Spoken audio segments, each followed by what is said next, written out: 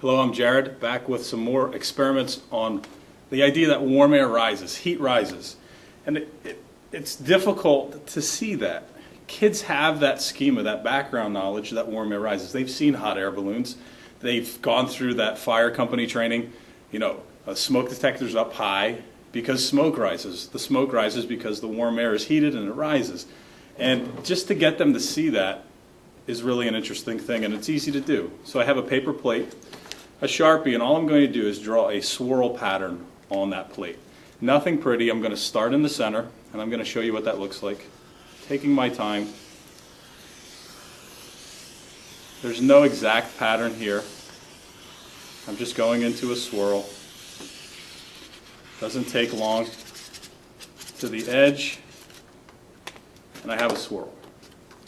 When I cut that out, I'm going to be left with this. And when I hold it up, it's going to dangle down. I did snip the outer edge of the plate off because it would dangle a good 2-3 feet.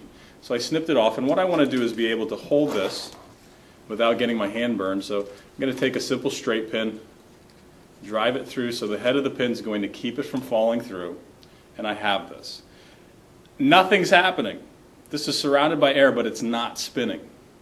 So what I need is I need to heat some air to get it to rise. It's going to hit the bottom part of this wind spiral and actually start it turning. So I have a burner. I'm going to turn the burner on. It's going to heat up. And the kids have seen this. They've looked down the blacktop road and they could see the heat waves rising off of the road. So it's simple. This is just a way so they don't have to sit there and squint and try and see the rising heat waves.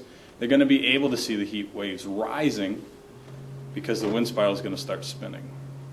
So I'm going to slowly make sure this is heating up. It's not super hot yet, so I'm going to make sure I'm going to slide it over. And it's starting to spin. Again, not my Jedi mind powers making this thing spin.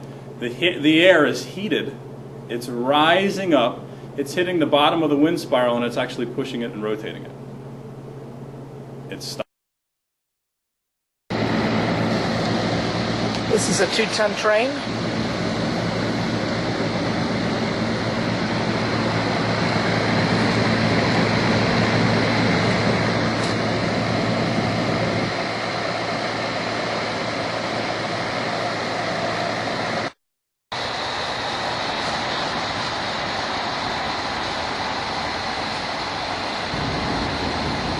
Okay, this is a ring split unit. You can see how the airflow is moving through the outdoor condenser. And it has quite a big fan motor in it. 3/4 horse fan motor.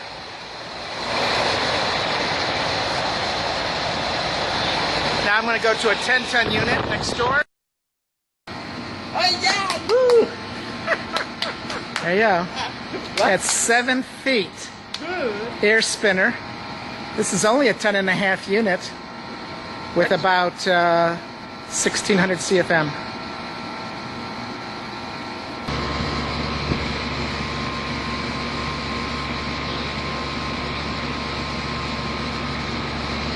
This is the air spinner. It uses a magnet with a piece of fabric.